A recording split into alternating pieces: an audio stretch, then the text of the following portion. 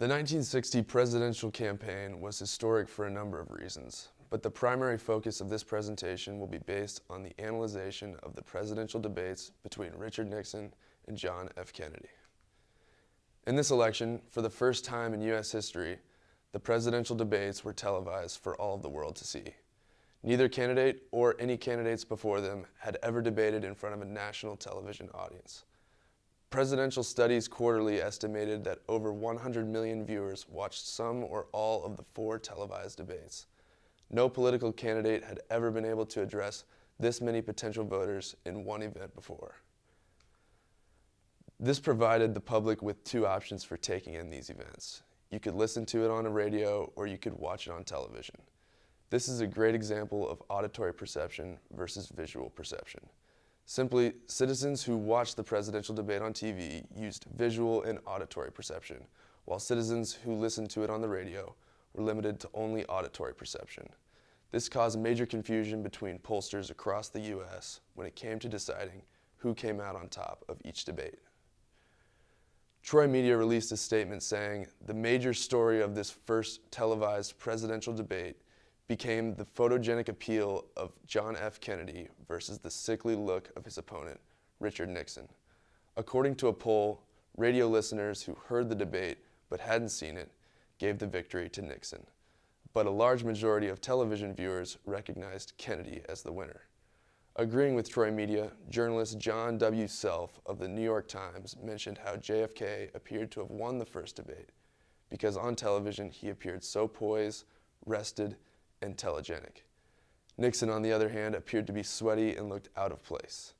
Mr. Self stated, "You could tell when Vice President Nixon didn't have the answer to something by his body language and the nervous tapping of his fingers on the podium." These visual characteristics are viewed negatively against Nixon, which provides a good example of visual discrimination. Visual discrimination is the ability to notice negative visual details, and in this case, it is Nixon's body language. This potentially influenced the outcome of the election, as it might have persuaded viewers that Nixon isn't visually fit to serve as the face and voice of the most powerful country in the world. One newspaper article even argued if the TV makeup artist was to be at fault for Nixon's dreary look.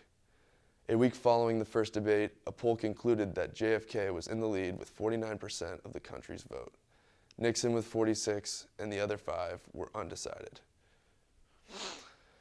Nixon was credited with speaking clearly and projected his voice well throughout the entire debate. According to speech, language, and hearing research by Professor Karen Helfer, research has shown that speaking in a deliberately clear manner can improve the accuracy of auditory speech recognition. This allows listeners to access visual speech cues which enhance their understanding of speech. Doing this allowed Nixon to grab the attention of radio listeners and connect with them through visual cues. He talked about recent and current issues like the Korean War and Cold War. Nixon talked about these topics and how he is going to restore peace in our society with many improvements as long as he is elected. Visual perception is extremely important to many things we do in our everyday lives. For example, sitting in class.